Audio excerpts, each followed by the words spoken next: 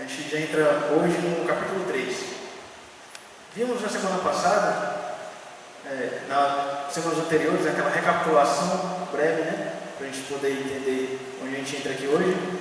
Vimos a questão que Paulo vem lutando em defesa da salvação apenas pela fé.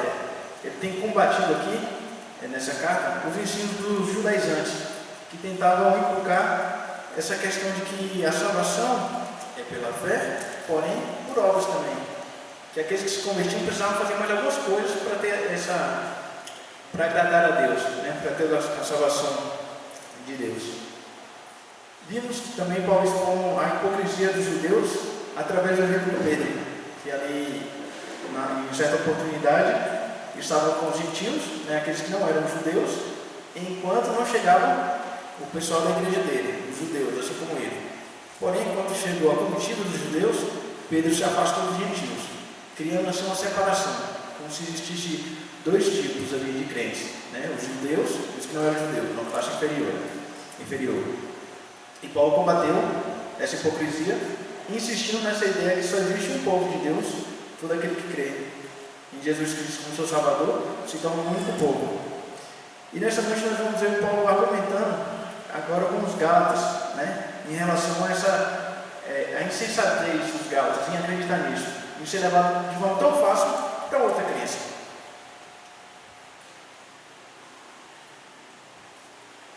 Nós veremos essa noite duas verdades apresentadas por Paulo. Mas antes vamos orar, Estevam.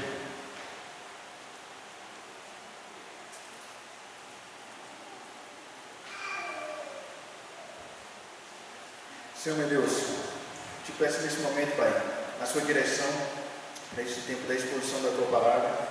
Que o Senhor esteja nos usando aqui nesse tempo, Pai, como instrumento teu, pois sabemos que a obra é tua, Pai, que a direção é tua, e que o Senhor conduza, que o seu Espírito Santo toque no coração de cada um aqui essa noite, para entender essa palavra, Pai, para entender a tua mensagem e que isso venha transformar os corações, Pai. E saímos daqui com a convicção que apenas Jesus Cristo é o caminho para a salvação, Pai. Que apenas pela fé somos salvos, não por obras, Pai, pois somos incapazes de alcançar a salvação através de nossos próprios méritos, Senhor. Que o Senhor nos conduza essa noite para a honra e glória do seu nome.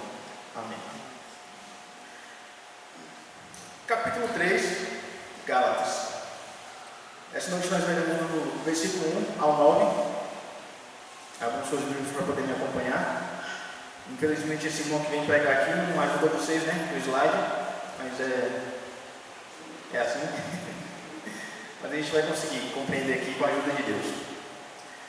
Gálatas 3, versículo 1 ao 9, diz assim: Ó Gálatas insensatos, quem os enfeitiçou? Não foi diante dos seus olhos que Jesus Cristo foi exposto como crucificado? Gostaria de saber apenas uma coisa: foi pela prática da lei que vocês receberam o Espírito ou pela fé naquilo que ouviram? Será que vocês são tão insensatos que, tendo começado pelo Espírito, querem agora se aperfeiçoar pelo esforço próprio? Será que foi inútil sofrer tantas coisas? Se é que foi inútil. Aquele que lhes dá o seu Espírito e opera milagres em vocês, realiza essas coisas pela prática da lei ou pela fé com a qual receberam a palavra? Considere o exemplo de Abraão. Ele creu em Deus e isso lhe foi acreditado como justiça. Estejam certos, portanto, de que os que são da fé, estes é que são filhos de Abraão. Prevendo a Escritura que Deus justificará os gentios pela fé, anunciou primeiro as boas novas a Abraão: por meio de você, todas as nações serão abençoadas. Assim, os que são da fé são abençoados junto com Abraão, homem de fé. Essa é a palavra de Deus. O primeiro ponto que a gente vai ver essa noite, a primeira verdade que Paulo traz aqui: crer em salvação meritória é insensatez.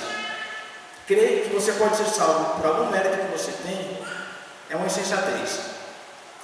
Crer que você é bom o suficiente para ir para o céu, ou que você é melhor do que os outros que vão para o inferno, é insensatez. Infelizmente, até mesmo a gente cai nesse erro, muitas vezes. Até mesmo a gente acredita que é a nossa postura diante de Deus que nos faz dignos, né, da vida eterna, da salvação. Mas Paulo aqui, através de 5 perguntas, a insensatez dos Gálatas. Ele começa aqui, ó Gálatas insensatos, quem os enfeitiçou? Gálatas insensatos. Está registrado para a eternidade aqui, né, a perspectiva de Paulo em relação àquele povo, especificamente nesse ponto. O que seria insensatez? Seria, nesse caso aqui especificamente, é uma inércia espiritualmente. Seria aquele que sem conhecimento, né, sem habilidade, sem entendimento. Paulo está sendo gentil, né, ele está sendo politicamente correto. Se ele pudesse, possivelmente chamaria de outra coisa. Mas essa questão é a falta de bom senso dos Gálatas. Diante da lógica, diante de tudo que foi mostrado, diante de tudo que eles viveram, ainda assim acreditando numa salvação através de obras. Essa insensatez acontece por quê? Falta de entendimento de quem é Cristo, falta de entendimento da obra de Cristo. Paulo então argumenta aqui, traz alguns argumentos de cunho pessoal. Ele insiste na experiência pessoal dos Gálatas, de quando eles se salvaram, de quando eles foram salvos, né? De quando eles tiveram essa experiência com Cristo, e como eles esqueceram Cristo de forma tão rápida, como isso não tem afetado eles.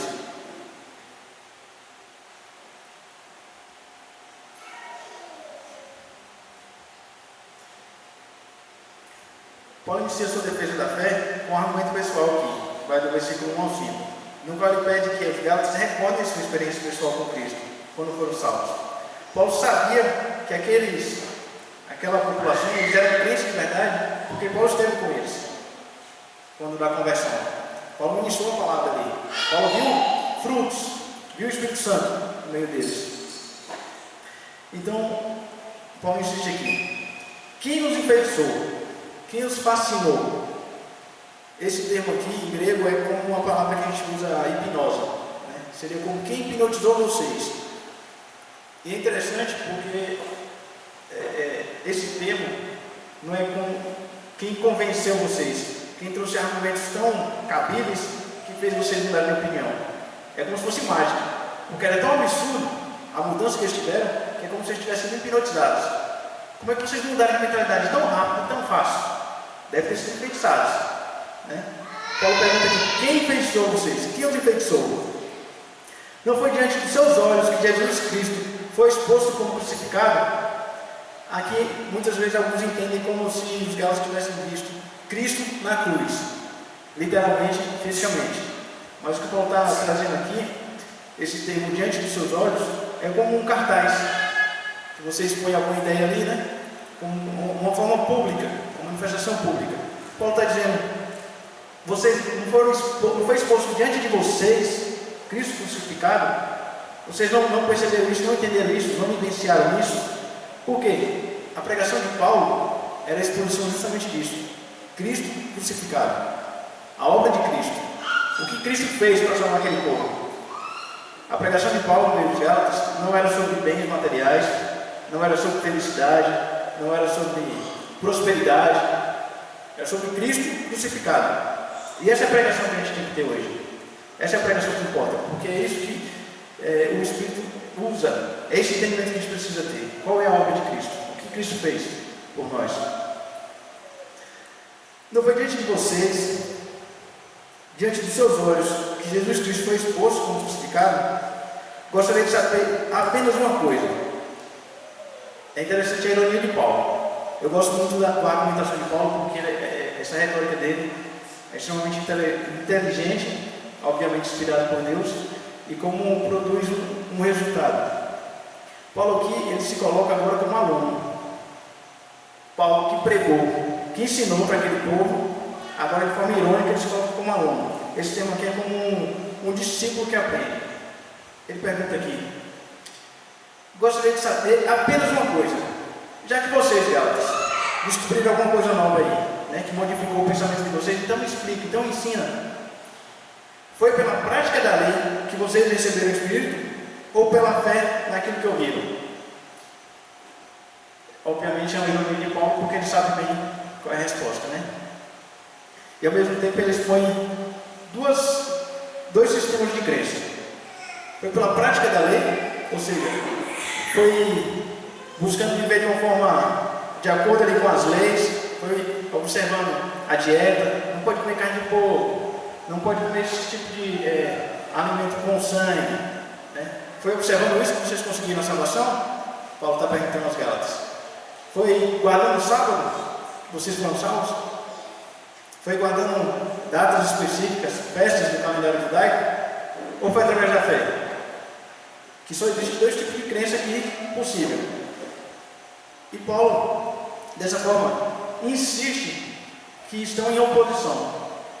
Ou foi pela prática da lei, ou foi pela fé. Não tem como juntar as duas coisas. Não tem como uma colaborar com a outra. Não tem como você ser salvo pela sua fé nas leis, por exemplo. Ou você ser salvo porque Deus te escolheu porque você é muito bom em obedecer às leis. Estão em oposição. Foi por uma coisa ou por outra. Paulo obviamente entende, assim como diz as Escrituras, que foi através da fé somente em Cristo. No versículo 13 aqui ele continua: será que vocês são tão insensatos que, tendo começado pelo Espírito, querem agora se aperfeiçoar pelo esforço próprio? O que é isso aqui, irmãos? Olha o pensamento de Paulo. Não foi obra nenhuma de vocês, não foi capacidade nenhuma de vocês.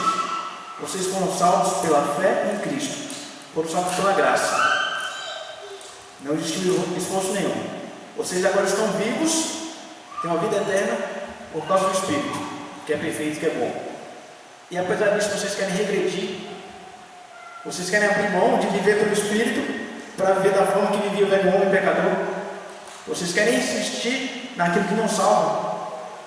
Vocês querem insistir no padrão de vida que exige um sacrifício em vão, que não leva a nada. Não é uma insensatez. Você tem algo que é perfeito na sua mão, que lhe foi dado. Você simplesmente joga fora e fala: não, eu quero aquilo que é imperfeito. Eu quero aquilo que eu já testei e não deu resultado, que não serviu para nada.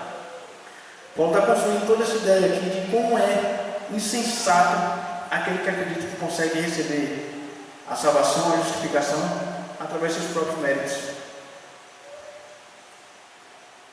Será que foi inútil sofrer de tantas coisas? Perseguição, opressão, muitas vezes afastado da família. Todos aqueles que confessaram ser do caminho, como eram chamados os convertidos, como eram chamados aqueles que seguiam a Cristo, eles eram muitas vezes perseguidos a ponto de morte.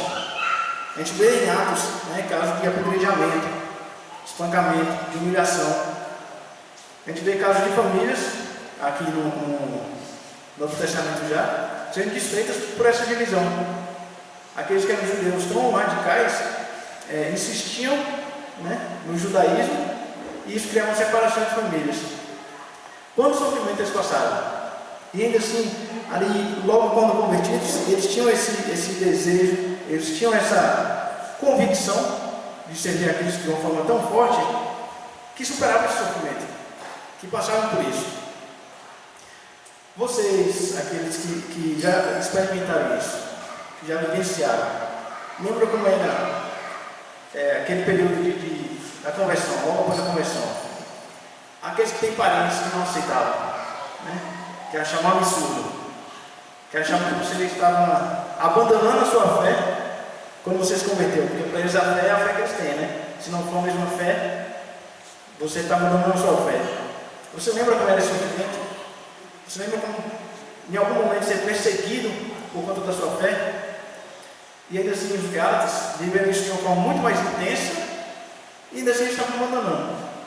Eles estavam preferindo esquecer toda aquela crença que eles tinham e passar por um sistema dos judeus, um sistema onde era necessário sacrifícios, obediência à lei, observação de tantas coisas.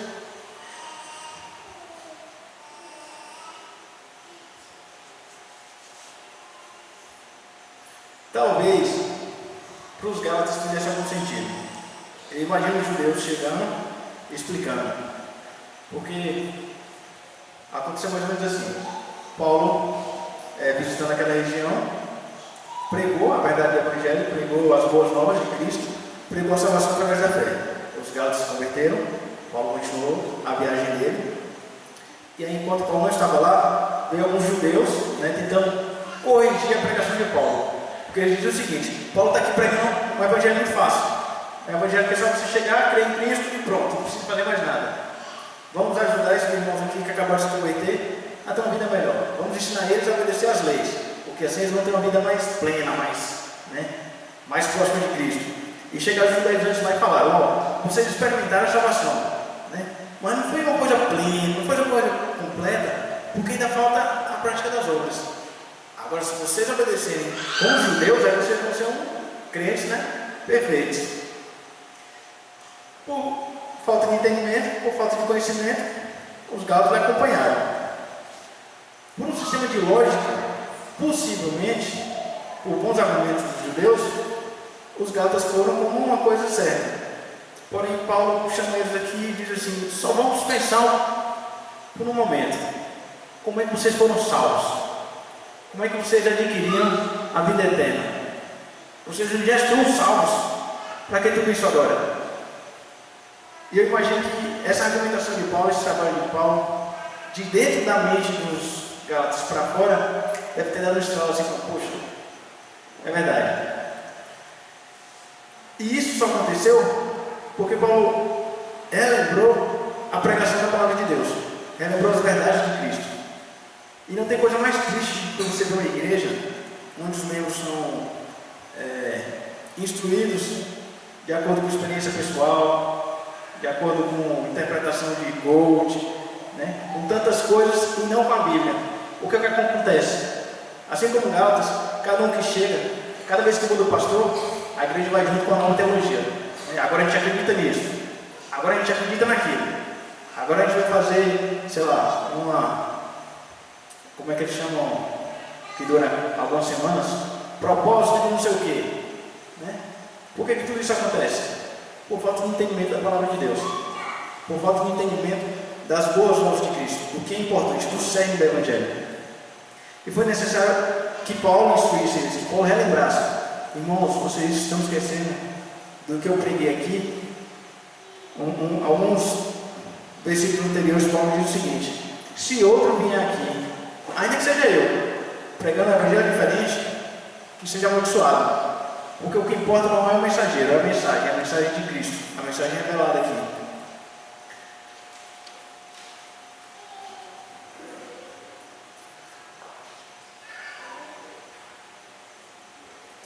Paulo continua na argumentação dele: aquele que lhes dá o seu Espírito e opera milagres entre vocês, realiza essas coisas pela prática da lei ou pela fé com a qual receberam a palavra?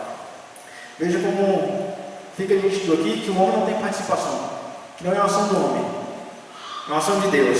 É aquele que lhes dá o Espírito, ele opera os milagres entre vocês. Ele realiza essas coisas pela prática da lei ou pela fé com a qual receberam a palavra. Não são os homens, não é uma capacidade de um homem, não é uma energia, não é uma qualidade, é Deus que realmente, é Deus que faz, é o poder de Deus.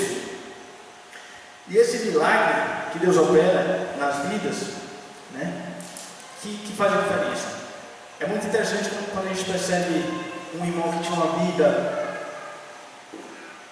torta, uma vida desagradável diante de Deus, e quando ele se converte, e essa vida muda, e ele tem uma vida santa, ele tem uma vida, né, ele busca caminhar nos caminhos de Deus ali. E quem é que faz isso? É ele que fica uma pessoa melhor? É alguma coisa que tem dentro dele ali que renasce? Ou é o Espírito Santo de Deus? Ou é o agir de Deus? É puramente Deus. Nem mesmo essa qualidade que você vê é do próprio homem. E isso é interessante para quando a gente percebe outro irmão em dificuldade, outro irmão que não está conseguindo caminhar, e a gente tem essa dificuldade de ter uma simpatia no sentido de que ele é um pecador, ele está pecando assim como nós somos pecadores. Ele não é inferior, você não é superior porque você está bem hoje. Você não é melhor porque você não está praticando o mesmo pecado que ele. Você hoje não está pecando, não está naquela prática porque Deus permitiu que você não estivesse, pelo agir de Deus. Porque se não fosse agir de Deus, estaríamos todos na mesma vala comum, né? A gente deveria agradecer a Deus por estarmos firmes hoje e pedir a graça de Deus sobre a vida daquele.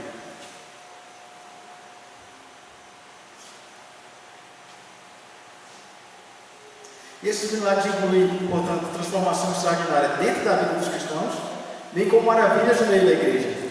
A gente hoje presenciou, né, um milagre aqui dos irmãos aqui na frente, o milagre do MEI, cantando. Agir de Deus, né? Capacitado por Deus. Isso que acontece no meio da igreja, isso que acontece do perdão que um irmão tem com o outro, dessa convivência, é agir de Deus. Não é porque a gente entra na igreja e todo mundo fica bom, é porque que Deus age, é porque aí o Espírito Santo age em você. Quanto mais conhecemos a Jesus e sua obra, mais imunes nós ficamos às heresias. Quanto mais você entende como funciona a salvação de Cristo, quanto mais você entende o que é o pecado, como o pecado entrou no mundo, o que é a condenação dos pecados, o que é que estávamos todos destinados ao inferno, e como Deus agiu para nos salvar, como por que a gente fala, estou salvo pela graça de Deus? Quando você entende isso, você fica imune a alguns tipos de heresias. E como é que você está, irmão? Você entende o plano de Deus? Você entende o plano da salvação? Você sabe por que você é salvo? Por que você foi salvo? Por quem você foi salvo? Ou você está como um Gálatas aqui, como os Gálatas, sendo levado a qualquer vento de doutrina? Como está o seu entendimento? Como está o seu conhecimento? E como você tem se dedicado a isso? Como você tem cuidado da sua vida, do seu entendimento, para não cair em heresias? Ou você é daqueles que alguém te diz alguma coisa, você pergunta ao pastor: pastor, está certo ou está errado? Eu acredito ou não acredito? Tudo bem, façam isso, mas consultem também a Bíblia de vocês. Vocês são capacitados pelo Espírito Santo para isso. Os argumentos de Paulo provavelmente fizeram os Gálatas refletirem sobre toda a situação e acordarem para essa realidade, né? Nós vemos até aqui então que crer em salvação por obras é uma insensatez, é uma tolice, né? Me desculpe pela expressão, mas é a mais pura que eu consigo entender. Crer em salvação por obras diante da palavra revelada de Deus é uma burrice. Paulo é mais ameno, Paulo é mais tranquilo aqui, mas acho que o termo que mais reflete para a gente, no bom português, seria isso: diante de tantas evidências que não cabe uma interpretação. Você tem que forçar tanto, distorcer tanto texto para entender uma salvação através de obras, que não cabe. É falta de bom senso. E a segunda verdade que nós vemos aqui é que salvação é somente pela fé. Do versículo 6 ao versículo 9. Paulo continua aqui. Considere o exemplo de Abraão, versículo 6 em diante. Ele creu em Deus, e isso lhe foi acreditado como justiça. Estejam certos, portanto, de que os que são da fé, estes é que são filhos de Abraão. Prevendo a Escritura que Deus justificaria os gentios pela fé, anunciou primeiras boas novas a Abraão: por meio de você, todas as nações serão abençoadas. Assim, os que são da fé são abençoados junto com Abraão, homem de fé. Paulo agora usa argumentos da própria Escritura. E é interessante que ele começou com argumentos da experiência pessoal dos Gálatas, da vivência deles, da situação, da conversão deles. Porém, nós não podemos nos basear apenas nas nossas experiências. Pelo contrário, nós devemos nos basear na palavra de Deus e como nossas experiências encaixam com isso. Não fazer o contrário, através das nossas experiências, interpretar a Bíblia, né? Porque certamente correremos em alguns erros.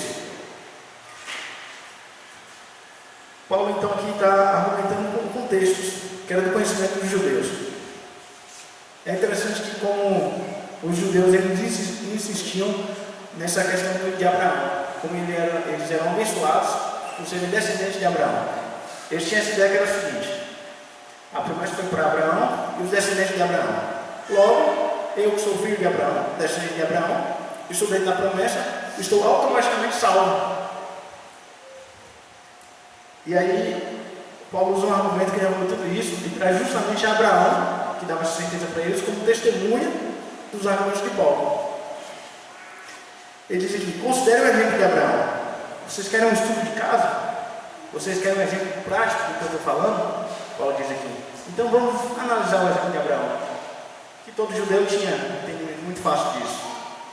Ele creu em Deus e isso lhe foi acreditado como justiça. Não foi porque Abraão seguiu, cumpriu todas as leis. Não foi porque Abraão obedeceu a um mandamento específico. Ele foi justificado porque ele creu em Deus. Isso lhe foi acreditado como justiça. Esse termo acreditado aqui, que outras traduções traz como imputado, é como conta bancária. Os irmãos devem ter mais experiência de acreditar em conta bancária do que eu. Eu só tenho um debitar em conta bancária, né? Só sai. Mas é justamente essa ideia. É acreditado. O saldo fica maior. Sai do zero. Né?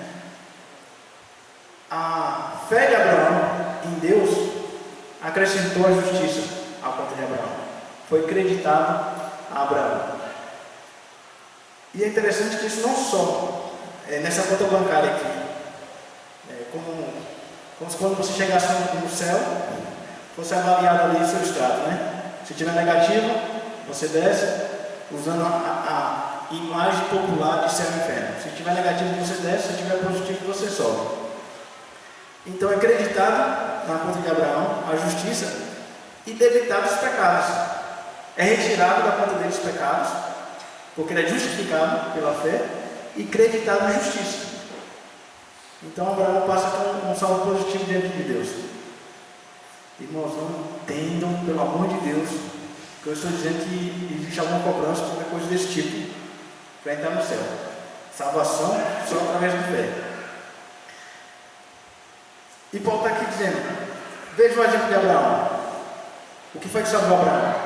O que foi que fez Abraão ser considerado justo diante de Deus? Fé, apenas fé.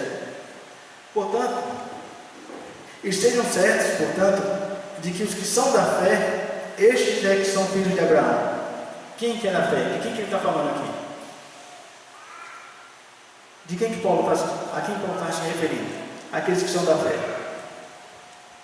Aqueles que creem em Jesus Cristo para a salvação. Aqueles que exercem apenas a fé e não as obras. Aqueles que se converteram. Esses são os santos. Esses são os filhos de Abraão.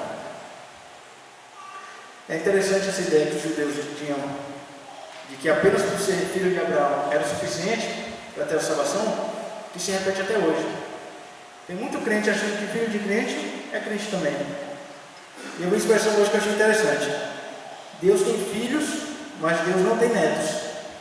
Você nunca viu na Bíblia falando sobre os netos de Deus. Então, seus filhos não são automaticamente salvos, né? Se eles não forem filhos de Deus. A gente precisa acordar para isso, para a necessidade da evangelização daqueles que nos acompanham na igreja. Não é porque o seu marido vem na igreja que ele está salvo. Não é porque a sua esposa vem na igreja que ela está salva. Não é porque o seu filho está te acompanhando que ele está salvo. É necessário que ele creia no sacrifício de Cristo. Assim como você um dia acreditou e somente pela fé foi salvo, é necessário que aquele que te segue também. E esses que são da fé, esses que aceitaram e se converteram, esses sim, são os verdadeiros filhos de Abraão. E no versículo 8 ele continua: prevendo a Escritura que Deus justificaria os gentios pela fé, anunciou primeiro as boas novas a Abraão. Paulo está citando, Paulo citou aqui já o texto de Gênesis 15, versículo 6, ele creu em Deus e isso lhe foi acreditado como justiça. E agora Paulo citou outro texto de Gênesis 12, versículo 3, que diz: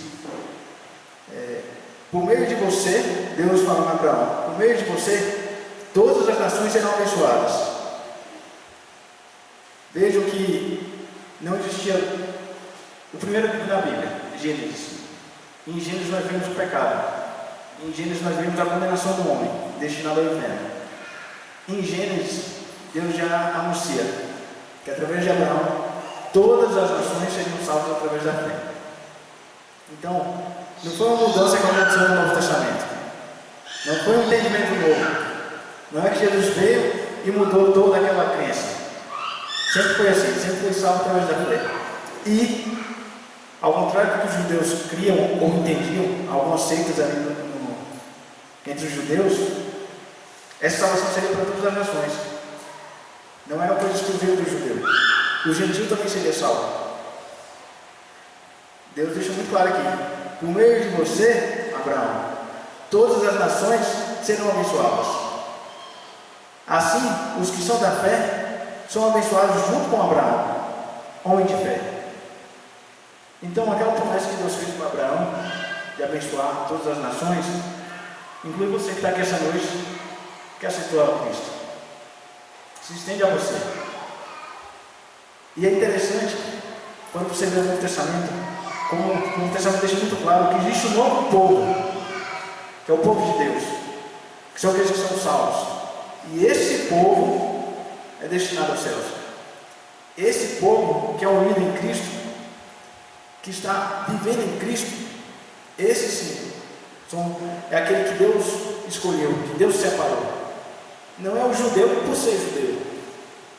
Não é o judeu apenas porque ele é descendente físico, direto de Abraão. É todo aquele que, assim como alguns descendentes de Abraão, creram em Cristo. E creram somente em Cristo para a sua salvação.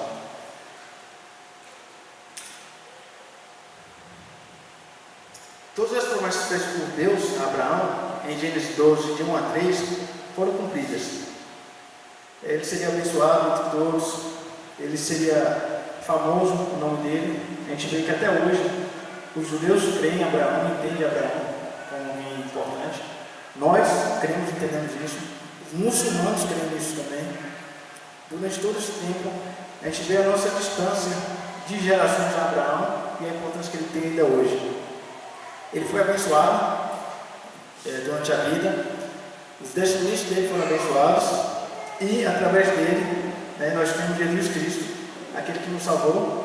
Através do descendente de Abraão, nós temos a vida eterna. Então, todas as promessas a Abraão foram cumpridas, graças a Deus. E é interessante que mais adiante, na próxima exposição, nós veremos que Paulo cita aqui mais um texto do Antigo Testamento, onde ele diz que o justo viverá pela fé. Nós entendemos aqui que somente a fé salva. Porém, a fé é necessária apenas para a salvação? É só um instrumento de salvação? Ok, fui salvo através da fé e consegui minha vida.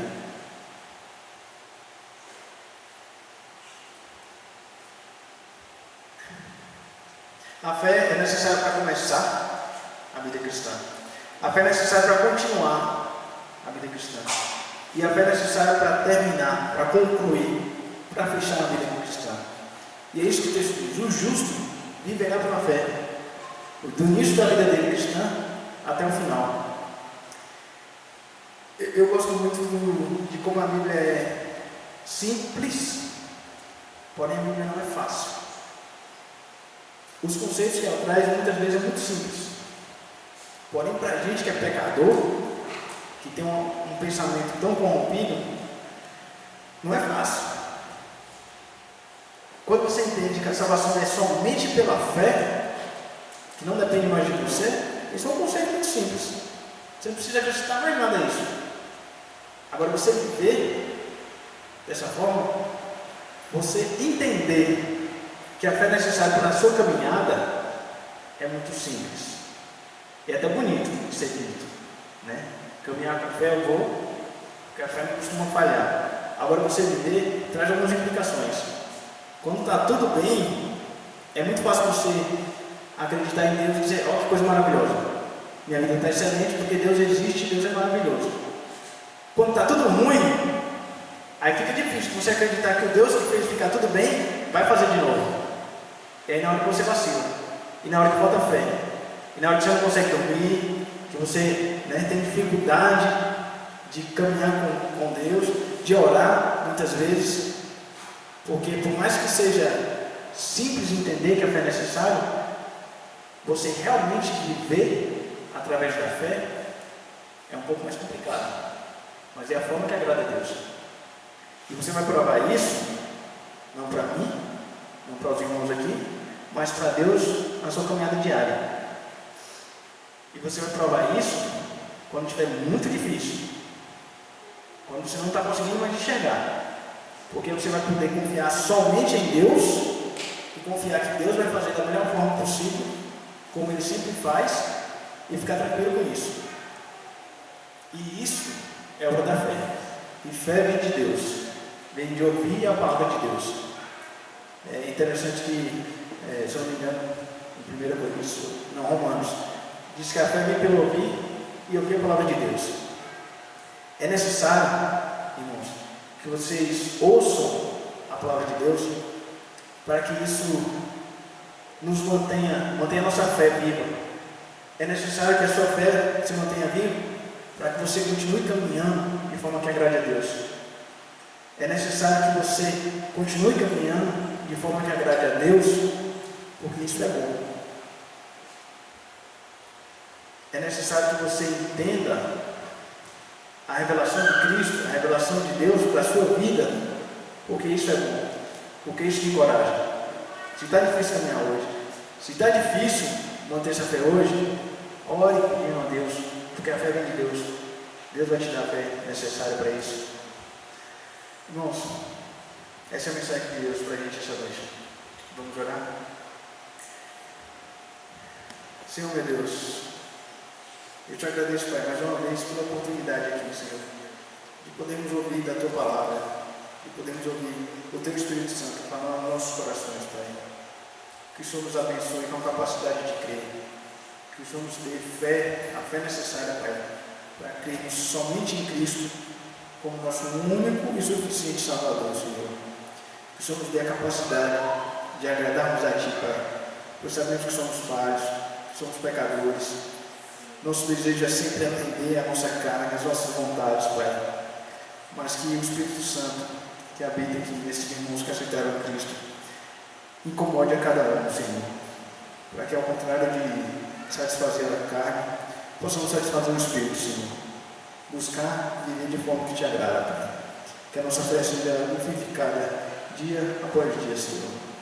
Pela ação do Seu Filho, pela ação do Espírito Santo, que habita em nós. É isso que te pedimos aqui essa noite, Senhor. Em nome de Cristo. Amém. Queria agradecer a